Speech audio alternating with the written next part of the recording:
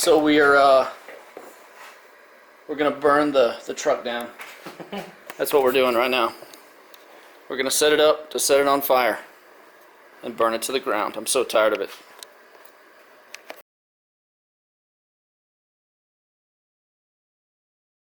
Not really. What are we doing? Tires off. Here, hold this. I'll pop the hood. We're taking the tires off, the fender mirrors, the steering wheel, stuff like that he doesn't want to lose. So we're starting the simple turbo setup. This is part one, and we're kind of going to do like a step-by-step for you guys because we get so many questions on turboing your truck. So today's teardown and building a parts list of stuff that we don't have and stuff that we need. We're going to do it as simple as possible. Bo was telling me that we're just going to put a turbo in there and it's going to go straight across the piping right into the intake. Yep. It's only 5 pounds is what the wastegate said to. And a lot of like, what you guys have to remember is turbo technology has come a really long way, and most, if not all, I don't really know about every car in the world, but most newer turbo cars run above 10 pounds of boost. Older cars don't, and older factory cars between 5 and 7 pounds didn't run intercoolers. So we're gonna see what it does without an intercooler, and then we'll put one on, we'll see what the difference is and all that kind of stuff. Dude, have you ever looked into the hood of a Conquest TSI or a Teardown? No, did I tell you I saw one? No. Yeah, dude, there's one down. Was it one of the fat ones with the wide body flares? Oh, those Yeah, are so it's good. down the road up here, just sitting in the stooge yard. And he has like one of those Mitsubishi turbo vans. Does it need a single overhead cam KA? I don't know, but I think it needs a new owner for sure. It definitely needs a new owner. Yeah, so we're gonna do it super basic. Anyway, what I was saying about the Teardown, like they were push rod 4-cylinders. They were push rod 4-cylinders with a turbo, no intercooler, no blow off valve. I don't even think they had a bypass valve, but they were just a turbo that went straight to the intake. That was pretty much it. Grand Nationals didn't have intercoolers until the GNX. Oh really? Yep. Dang, dude, that's pretty cool. So there's a lot of factory cars that didn't run intercoolers. But anyways, we're gonna get started. Let's get the parts that we're gonna try to put on today. Hey, look at this. Just a teaser. This intake that we built, we might be Here, let me move. we might be giving this to you guys somehow. I don't know.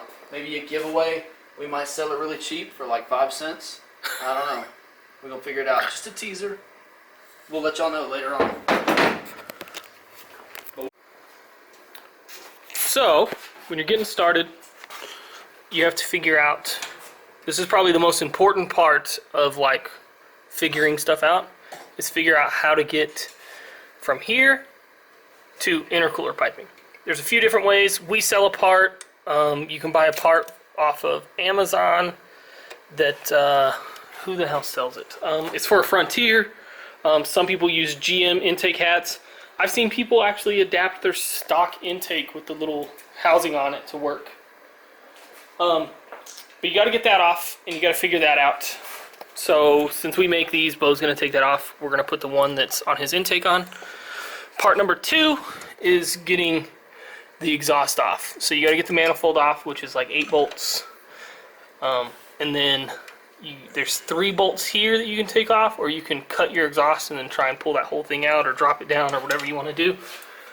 Most of the stuff that will be difficult to find in this video, we'll try to link that stuff down below. We'll try to link the video that we made for the intake elbow right here. We'll link for a turbo manifold because they can be a little tricky to find sometimes. And what else? Is there anything else that's tricky to find for doing this? I mean, we're not using too many parts, so everything's I don't know. pretty simple. We have an Amazon affiliate link, so everything that you can get off Amazon we'll put in the description. You can message us if you want one of our intake elbow things. I'll show you. And all we do, it's real simple.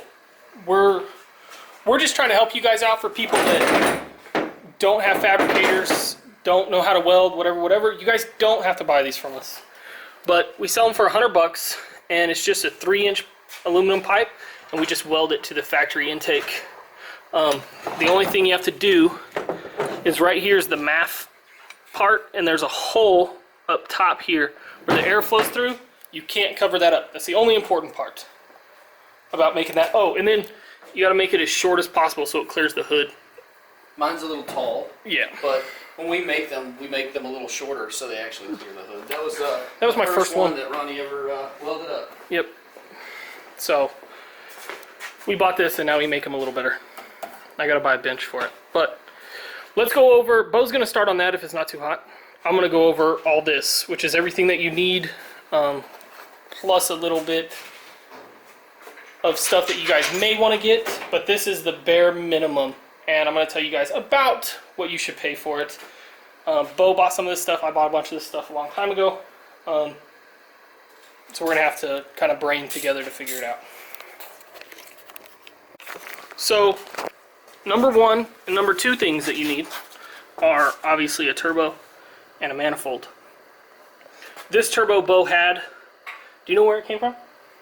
I don't know. I got it from a guy that, God, he took it off his Honda and he sold it to me for like 75 bucks. Okay. And it's in really good shape. It looks new, no shaft play. Yeah.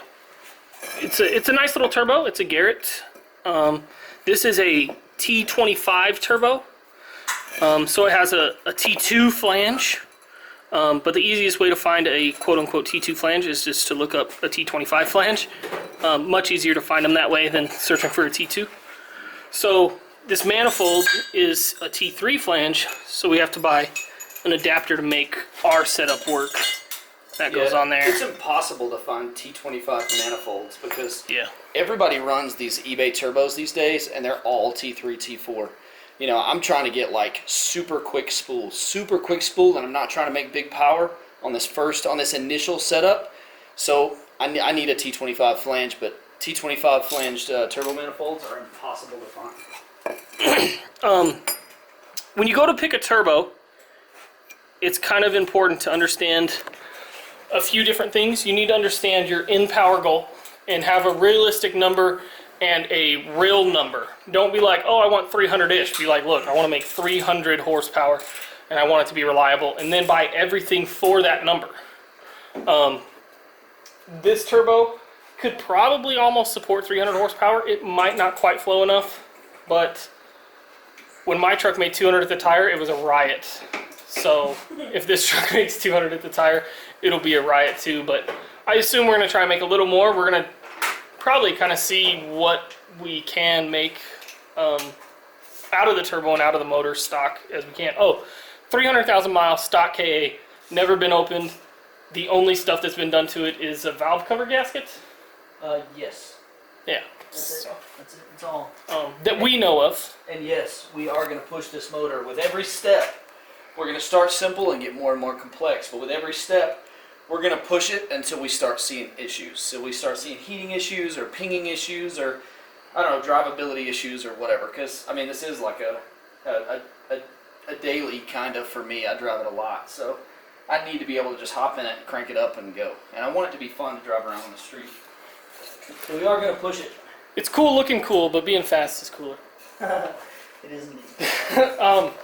So when you go to find a turbo, look on Facebook, look on Craigslist, and try to find something. Don't go with a T4. Don't go with something crazy big. You'll regret it. Yeah. And you can spend, I mean, you can go buy a brand new Garrett and spend $1,200 on it, but realistically, you should be able to buy a turbo between $50 and $250. Dude, how many people do we see out there buying those new EFRs from who makes Borg? those? Yeah, from Borg, and like They're they're having so many $2,500. issues, dude. They're like $2,500, and they're having so many issues. Yeah, if you guys don't know about an EFR turbo, it's a super advanced turbo. It has a built-in wastegate, built-in blow-off valve. Water cooled and air cooled. Yeah, they're water cooled, oil cooled. Yeah, water cooled. That's air cooled. I knew what you meant. They, what, buddy? I came back. All right, Levi's back, guys. That's important. Anyways, they have a lot of technology in them, but if you overspin them, the shafts break because everything's made to make the turbo spool as quick as possible, and they're $2,500. Yeah. So anyways, buy a turbo, nothing too crazy. Get a manifold. This is a Rev 9 manifold, which is probably the cheapest manifold on the market. Is that like $200 or $150 or something? Yeah, I paid $100 for this one, or 150, somewhere in there. Okay. They do fluctuate quite heavily on price. CX Racing makes one, which is the one that I have on my truck currently. There's a few other companies that will make you like super trick custom ones. But we ran this one on my truck and it did really well. People say that it runs out of power at about 400-ish horsepower this quits flowing. So this should be fine for everybody. To make this all work, we have this T2 to T3 adapter that was about $40. You'll need gaskets. You should expect to spend probably 10 to 15 bucks on a gasket. That way you get a quality one. That's the only thing I hate about this setup that we're doing is that we have to use we have to go manifold, gasket, adapter, gasket, turbo. Yeah, and it puts the turbo like so high up with a lot of leverage on this manifold. We had a lot of problems with mine when I ran this about blowing the gasket here or blowing the gasket here. And blowing the AC line up. Yeah, we did blow this AC line up. Because it wanted to hit everything under the hood. Yeah, there's not a whole lot of room if you try to keep the AC, but you can. You definitely can. Next thing you need is a wastegate. This is a Amazon or eBay 5-pound wastegate. It works really well on my truck. Never had any problems with it. It bolts on here. If you get a turbo that's internally gated, you can buy a block off plate for this and block this off with a gasket like that. Next thing would be intercooler piping, so you can attach it. Oh, expect to spend, if you're gonna get an eBay one, 50 to 100 bucks. If you want to get a name brand one, probably 250 to 500 for a wastegate. God, name brand ones are so expensive. I know, it's nuts. When I was buying ones for my RX-7, I think I spent like $600 or $700. Did you get precision turbo ones? I got the teal ones. Oh. The teal MBSs. There's so many good companies that make great parts, and then they make an amazing part, and then somebody in China copies it and sells it. And it's usually a lesser quality part, but probably 70% of the time they work just fine. Dude, you know what I totally forgot about? What? Show them this right here. My manifold is that's probably correct. going to fall in half when we take it off, which is the most hilarious thing. Yeah, I don't know if you guys can see it right there, but it's cracked all the way around. We'll see. The other thing you need is intercooler piping. You need to decide what size you're going to run. Bose Turbo has a really small outlet, maybe 2 inch. That's 2.5. That's 3. Our intakes are 3 inch. You want to play Mario Kart? Yeah. Okay. So the last thing you need, guys, is a wideband. This is an AEM Uego. It's about 250 bucks. And then you should get a boost gauge. Maybe an oil pressure, oil temperature gauge. Depends on how much you want to know about how things are going. But we're going to try to give you guys as much data as possible. So we're going to try to like gauge it up. We're going to try to do like coolant temps, oil temp, wideband, all that. You don't need all that, but we want to give you like as much data as possible. We kind of fell short on the dyno video because my drive shaft blew up. But we'll try to make that up on this one. yep, but we know what stock horsepower makes. But anyways, as far as like gauges, you absolutely need a wideband, and I would say get a boost gauge. Maybe an oil pressure gauge.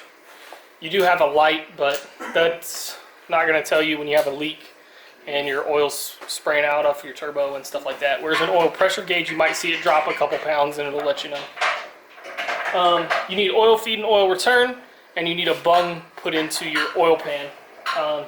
And you can usually get stuff like that for probably 50 bucks off eBay. You can have a custom oil feed made at Napa or O'Reilly's. Anywhere that makes hydraulic hose will be able to make you one of those. You need the adapters to get it to your turbo and to get it to your oil pan, which all is pretty easy to find. So that's everything you need, and that's kind of the prices to expect. You can do this for more, you can do it for less. It's all up to you. We got it done pretty budget because we had most everything, and the things that we do have to buy are the small stuff.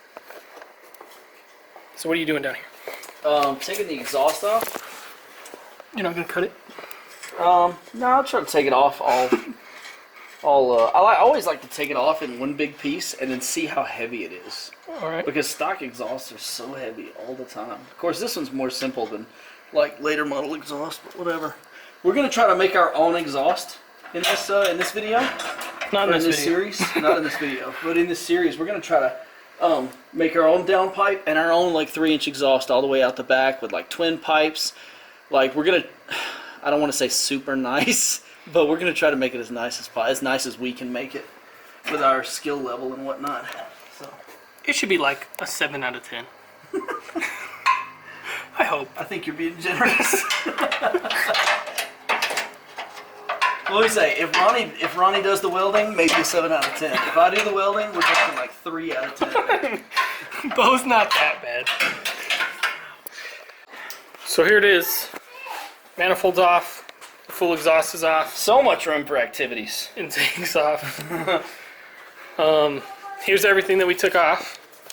Yeah, well, you guys have an idea. idea. That much. I mean, it was just this, and then the entire exhaust. I mean, like half an hour's worth of work. Yeah, it's really not that bad. We cut right there going to the manifold, and then we cut this section off at the end and that hanger off to get it out. Very simple. I guess, is that all we're doing in this video? I think so. That's part 1, teardown. Part 1, teardown. Next one will be mock-up, and hopefully... I think next one we should be able to mostly install everything. Okay. Because by then, we'll have everything we should have everything in, right? Yeah. Because all we have to get is a few gaskets, intercooler piping. Not for the intercooler, because we're not going with an intercooler yet, but we still need piping to go from the intake to the turbo. And are we going to try to do an exhaust for the next video? We can. That's up to you. We'll see. We'll see. Maybe we'll do the exhaust for its own video, because it's going to take a lot of measuring, cutting. But that's it for now. The truck's going to be up here on jack stands for a little bit. I mean, not more than a couple weeks. For a little bit. Alright guys. See you guys later.